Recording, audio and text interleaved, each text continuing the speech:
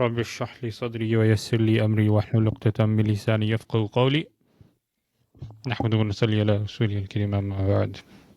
Assalamu alaikum rahmatullahi wa barakatuh. Alhamdulillah, we are back once again with another episode of The Helper's Gift. Alhamdulillah.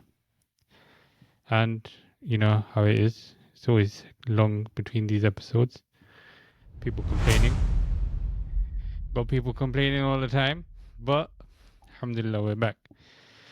So If you today got people we have complaining, that's a good Hafiz. thing. Remember that. Remember that. If you got people complaining, that's a good thing. I gotta put that out there. That means we got listeners. Yeah, Alhamdulillah. So like, don't لَإِن be so شَكَرْتُمْ negative. لَأَزِيدَنَّكُمْ, right? Don't be negative. Don't be negative. But sorry, man. Carry on, please. Alhamdulillah, we got Hafiz bin Yamin here, who, as you all know, likes talking. And today we're putting him on the hot seat. A bit of backstory, I think, to it would be while you were going college. Was it college that you did psychology and stuff? Yes, it was. Sorry, that's And funny then you went because we've had conversations about that. That's the and a inside bit of joke, isn't it? philosophy, right? You had a bit of philosophy in uni, right? And the A level. Yeah. So I remember we used to get into those combos, and Are we doing this? I guess they were heated. Are we doing this? Yeah, we are. Oh Lord, have mercy Yeah. on my soul. Listen, the content's not fresh in my mind. I work now. I don't think about these things no more. But let's go. Let's get into a fight again. Let's get into a fight. The aspect of what I want to go into is a bit. We may have talked about it already. You got into a maktab and out of a maktab, yeah? Yeah. And now you're back in, right? Now you're Helping out and mocking stuff. it. Yes, I'm back. I think my question to you about that whole system and the whole merry-go-round, should I say, is you worked in one maktab, you were in charge in another maktab. Maktab systems, how do you think it should be set out? I would say, do you think it should focus more on the psychology side of things for the kids, or should it be more on the philosophical side to make them understand why they're doing the things they're doing? So is it more we teach them how to be mentally and how to, or do we develop the mentality, or do we teach them the ins and the outs of religion? Is that your question? Yeah. All day long, you teach them mentality. All day long. Philosophy, anything more, you leave that to the philosophers. I cannot emphasize that enough. طلب العلم, I get that. فريضة على كل مسلم, compulsory, knowledge compulsory upon all Muslims. But I think if you want to understand philosophy, let's dumb it down. Philosophy, if you were to define it, it's a higher level of understanding. Understanding things that we can't actually comprehend. Now, if you haven't got an open mind, right? Forget that. If you haven't even got a good mentality, what philosophy are you going to learn? You don't even know the philosophy of making your bed. You don't even know the philosophy or the etiquette of entering a mosque, but you're going to learn about God's attributes and nature. Philosophy, like, call me extreme, but leave that to the philosophers. In fact, anyone that comes in and says, yeah, I want to learn about arguments for the existence of God, like, I'd say, listen, fix yourself up first. Before you go to Speaker's Corner and start preaching against some atheist, yeah? Like, learn the rulers of Muslim, man. Learn what Islam means. Learn how to be a good Muslim yourself, man. No? So then, in your system of maktab, how did you have it set up? In my system of maktab, it was just about keeping the thing afloat, bro. I'm not even going to lie to you. It was about getting money in from people. There was no system. My time wasn't spent developing a curriculum. It was spent chasing fees. It was spent making sure teachers showed up on time. It was spent making sure kids came into the maktab without eating a Happy Meal before. But since you ask, how would I set it up? Really and truly, I would have set it up in an ideal world with role models. Role models. I would have hired people that would have been role models where the kid could come in and learn nothing, right? But he would see how his teacher is and he would act the way his teacher did. That, as a bare minimum, for me would have been sufficient. Does that always work though? Because you had role models. Oh, Lord have mercy on my soul. Yo, I'm just saying, you had role models, and I'm not saying, okay, alhamdulillah, you turned out all right because you still got your hifz. But we know people that left madrasa as hafiz, and let's be honest, 3 powders, like, they had role models, no? I really hope these people don't end up listening to this episode because they're gonna get upset. Look. Ultimately, yeah. Those people, no names. If you want to know their address, how old they are, etc., that information is there. Those individuals, don't ever do that again. Don't ever do that again. That was terrible. In that case, I won't make jokes ever again. But Good. listen, those people, yeah, let's use them as an example. I'm gonna defend them a little bit. At least in their mind, they know that they're in the wrong for it, and they have that zeal to one day fix up their hifz again, right? And okay, the Quran might not naturally be there, but at least there's some connection. At least a lot of the things that these guys do, they'll link it back to ustads. But like, what would ustad do here? What would Sheikh do here? Like, they would still go to these ustads for advice. And deep down, whilst they know that they should fix up their hifz or their alimiya or whatever, what qualifications that they've got, they should actually be, practicing and implementing it. At least they know. At least they know. And it's more a case of them being lazy than not taking from their role models, if I'm being completely honest. And laziness, everyone has that. Everyone has laziness. But that would lead into another topic that I want to get into later, which is that mentorship of graduates. So I'm not sure how Mentorship I'm not of sure how your graduates. workplace goes, but certain workplaces, they have like a mentor for each employee. That employee would like report to that mentor. The mentor would just not really give him a lesson, but just let him know that, yeah, don't worry, this is how it should be. That's what, you're doing all right. It's okay. Maybe look into learning about this or widening your scope over here. That would I come don't down to know that, no? what company you worked for, but in my knowledge, for a business to hire a mentor, that costs money. And is a business going to spend money on a mentor when you could just hire a manager that tells these people, oh, go do a job? But you know what? Respect, man. If you've worked in a company like that, respect. Not me, but yeah, people I know. Well, as far as I'm concerned, the place where I work, you got a manager, and the manager says, you go do this, and you say, yes, how do I do it? I don't know, go figure it out. But I think that's a good idea. I think it's a spectacular idea. People who come out of madrasa do need mentoring. And again, you need role models. You need role models. You need someone that you can look up to and be like, what would this guy do in that situation? What would this guy do in that situation? If you got an ustad, right? My You answer got an is your ustad. ustad, though. Hmm? Your ustad is your mentor. You go There to you your go. ustad whenever you need help. But like, do we? I feel like there's so much focus on the knowledge. Like, do we have anything in place for mentoring? Like, we need ustads who have lived both lives, who can live in both worlds. Yeah. And you can look at them and say, okay, what would he do in this situation? Do you see what I mean?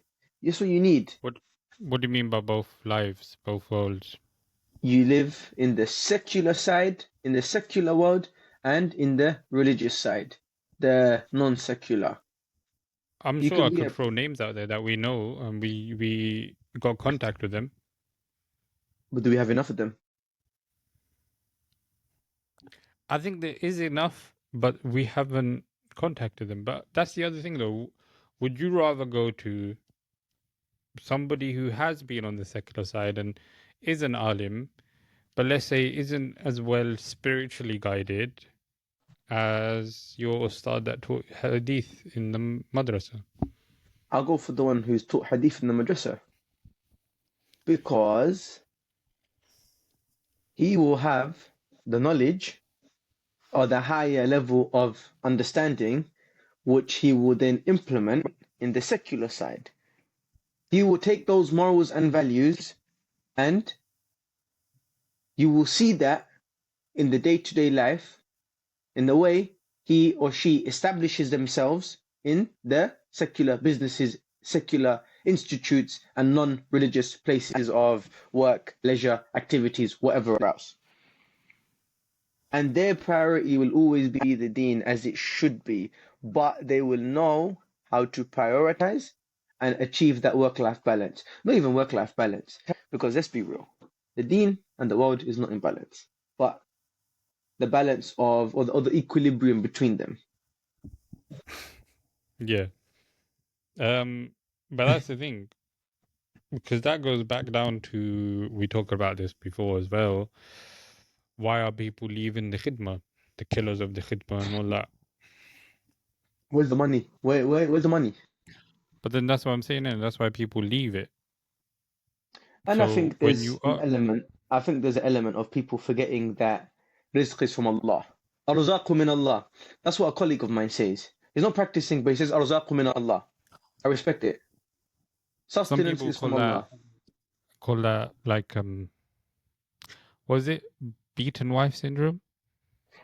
Hey man, this guy might not be practicing, but at least he drops the odd nugget or two here and there. No, not that. I'm saying when you're saying, oh, you're not getting paid enough, it's all right though. You're doing it for the sake of Allah, and then you just keep going back into that system. It could be that someone is grateful or showing gratitude. It doesn't always have to be a case of like someone just accepting it and saying, yeah, for Allah, for Allah. It could be gratitude. Someone genuinely could be happy on what little wage that they get. Someone could be genuinely comfortable and happy. Like there could be immense blessing in their wealth. Each individual to their own, isn't it? But ultimately, fundamentally, we're humans, right? We like money. Anyone who says they don't like money is because they got lots of money. Anyone who doesn't have money will not tell you I don't like money. But yeah, that mentorship, I think we have to touch on it more. I do think we have to talk about that more, and I will dive into that on another day. I ain't gonna lie, because I got a lot of stuff to say about that. But right Fair enough. now, the maktab system. You're saying go straight for the mentality and virtues. Tarbiyah, that's what we call it, upbringing.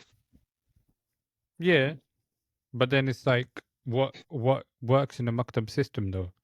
You can do tarbiyah in any way, in every way, but it's just what should be working in a maktab system for us. I'm not sure about when you were younger, but for us, like, come on, man, there was a stick, there was a ruler, there was a metal stick, or there was a wooden stick, and yeah, if you Kids didn't read, don't that's it. listen. Kids don't listen. They observe. Yeah. This is a psychological thing. It's you know what? I feel like pulling out my notes. It's what theory was it? It's one of those learning behaviors. Is it social impact? I can't remember.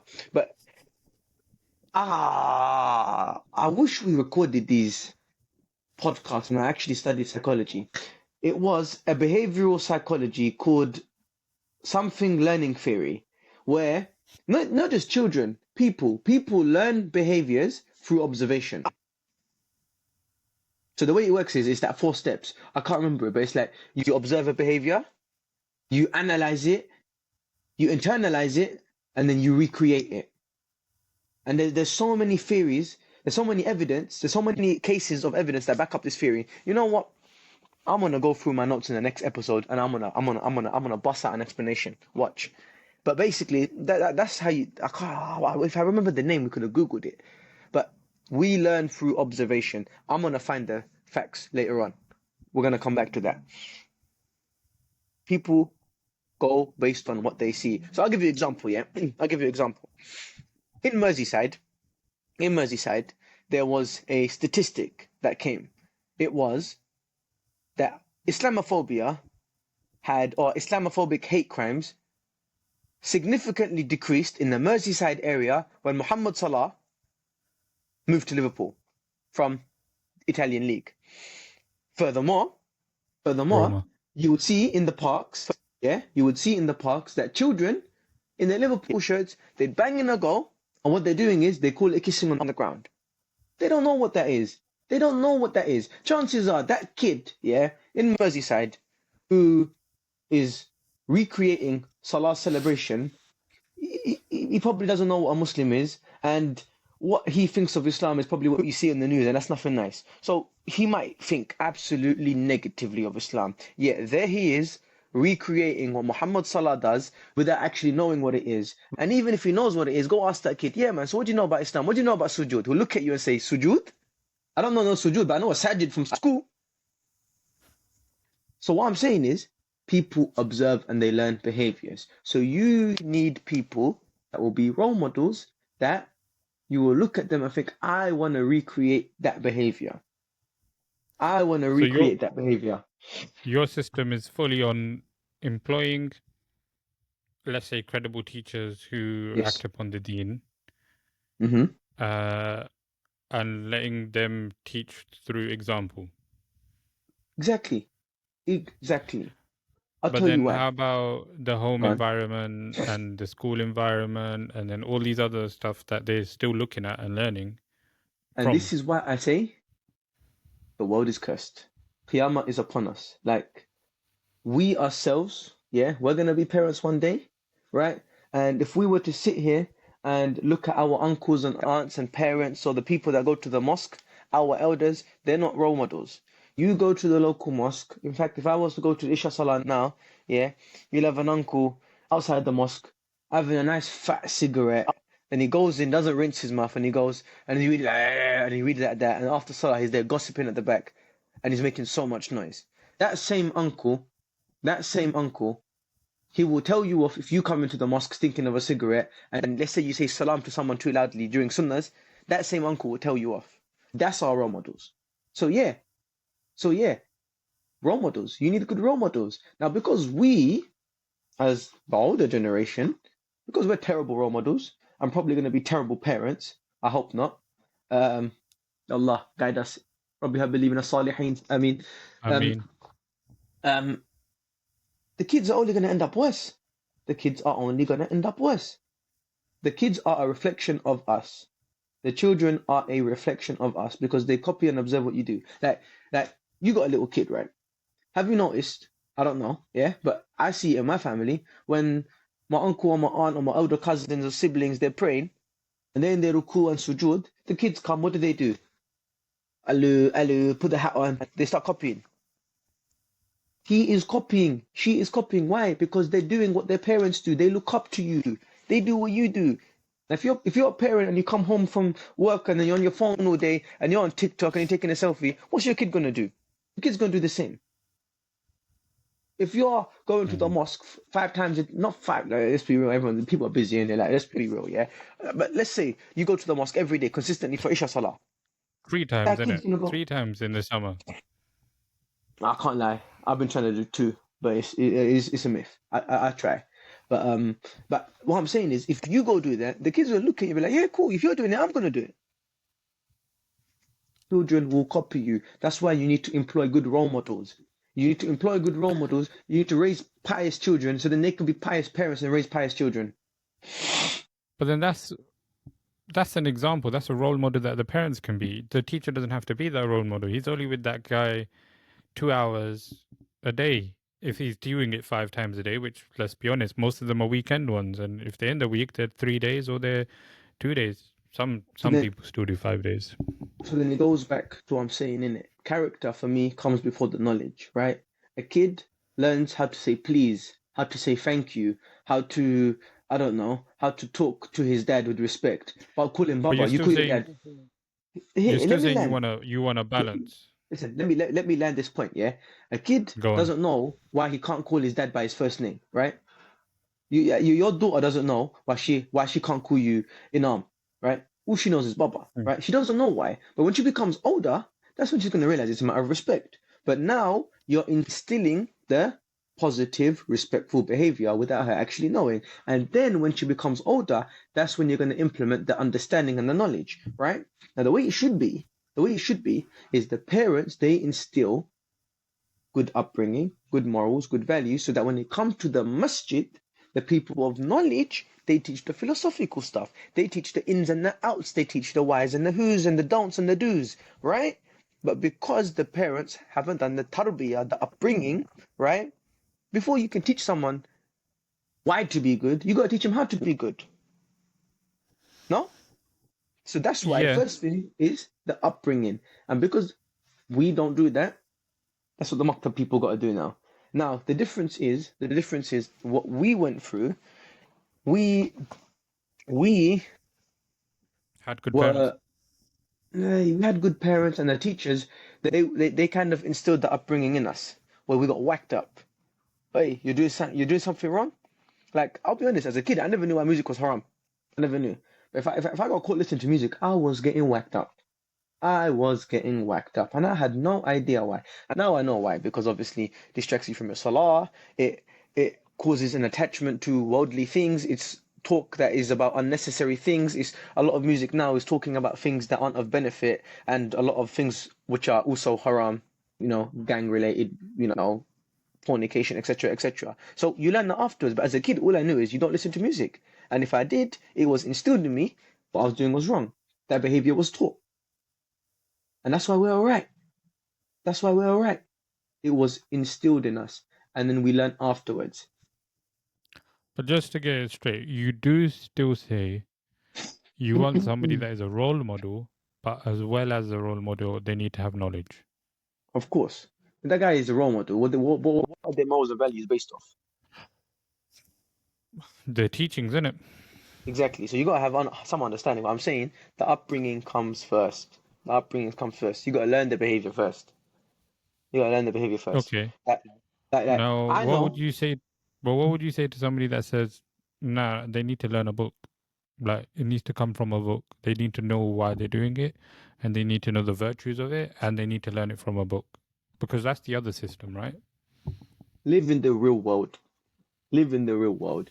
Do people receive da'wah from the Quran, which is the divine source of revelation, or do they receive it through our actions and through the way we reflect Islam? People look at That was a us, good point. we reflect, and then people go understand. Yeah? So the Quran will tell you, I don't know, stay away from alcohol, right? But no one's gonna go read that. No Thomas or I don't know, Harry is gonna go and read the Quran and be like, okay, yeah, the Quran says that stay away from alcohol because the negatives outweigh the benefits. He's not gonna look at that. Instead, he's gonna look at you. He's gonna look at you when you say, listen, I ain't drinking. I ain't drinking. Why? Because it's cause of liver cirrhosis, liver cancer. It's the cause of, I don't know, people beating up their wives, domestic abuse. It's the cause of drunk driving accidents. And you're like, yeah, you're right. I can see that you're a person of character, conduct, morals and values. I can see why you don't drink. Then once they recognize that, then they'll go learn. Upbringing comes first. That's the world that we live in. It's the world that we live in. So, just to actually put your point fully across, you say it depends on the teachers. The teachers do matter. No random guy can come be a teacher of the maktab system without having a background in the Islam, its morals, its ideology, and why. But they have to show it in their life. For sure. So now, I can have knowledge. yeah, go on. If I don't show it, what's people gonna pick up from me? It's like, you know what, this is But perfect. If I've got this attar bottle, yeah, all that perfume is inside, but if I don't know how to let it out, yeah, what use is it? It's in the bottle. If I can't let the fragrance out, how is it gonna affect the guy next to me? This is what we are. that's a sick one. This is such a coincidence that I was here. Subhanallah. This is the teachers. That's what we are. Knowledge is inside, but you gotta spread it. Yeah, and you gotta rub off. Literally. The teacher, this is the teacher's knowledge. You see that? He can't put all of that in one person. But what he can do is he can rub off. He can rub off. So then that person rubs off and then they start implementing it in their lives. And then the more that they love that smell, the more they'll come back for more. And this smells absolutely amazing, by the way. I don't know what it's called. That was Damn. sick. You I know know. what? That was so good. I think we're gonna have to end on that. Really? That was good. MashaAllah. Damn. I ain't gonna lie. Damn. Don't ever try Because grooming again. Don't ever mainly try grooming because again. there's that hadith, right, of the person who knows the Quran and doesn't recite it is like the pouch that has perfume, but it's a closed pouch. The perfume doesn't come out. And now the person who knows the Quran and recites it is like that pouch, but is open and that fragrance actually comes out. So the let's use people with that that logic. knowledge, the people with that knowledge need to let that fragrance go, because the fragrance of Deen is going to be the best of fragrances. Exactly. The essence of Deen. The essence, the aura, the vibe that we give off from our actions. Knowledge is knowledge. But what's better than knowledge And is its implementation. the gift of knowledge, right? The gift of knowledge. What use is knowledge if you don't use it? Alhamdulillah. لَإِن شَكَرْتُمْ لَأَزِيدَنَّكُمْ. If you're grateful, Allah always will increase. So once again, we will say, how loud is it? I can hear it. But can you hear me over it? I'll be honest, my attention goes to the adhan when they say it. So then, as for today's gift, we could say it's already been given, but Hafiz Saab's got something to add. The gift is obviously the hadith, but this, I'd say it's a small bit of motivation or a small bit of inspiration.